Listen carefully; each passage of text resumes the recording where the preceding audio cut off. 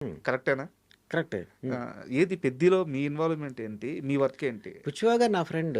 ఆ! నెక్స్ట్ ఆయన మా అబ్బాయిని సినిమాలో పెట్టారాయన. హ్మ్. మేము షూటింగ్ ఎళ్ళాల్సొచ్చింది. హ్మ్. నేనే ఎవరో ఒకళ్ళు ఎళ్ళాలి కదా కూడా. అవును. బాబు 9 ఇయర్స్. హ్మ్. సో, నైట్‌లో అర్ధరాత్రి కూడా షూటింగ్. హ్మ్.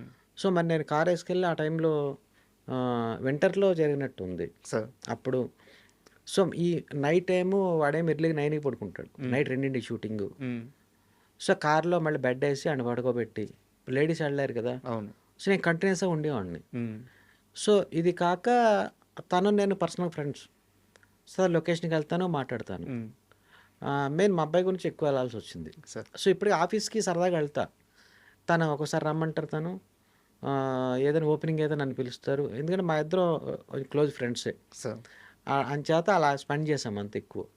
అయితే నేను హ్మ్. లీక్ అడగట్లేదు. ఆ! మూవీ ఎలా రాబోతుంది? ఎలా వస్తుంది? మీకు తెలుసు గాబట్టి అసలు నాకు పెద్ద ఇంక ఎక్స్‌ట్రార్డినరీ సినిమా అండి. బ్లాక్ బస్టర్ అది. ష్యూరా?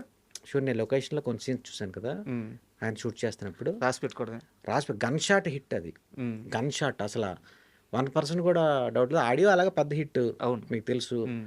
సో, నేను కూడా సాంగ్స్ అన్నీ నాకు ముందే బుచ్చిబాబు గారు వినిపించారు. ఇంకా ఎక్స్‌ట్రార్డినరీ. మేకింగ్ అయినా ఇంకా ఎక్స్‌ట్రార్డినరీగా చేశారాయన.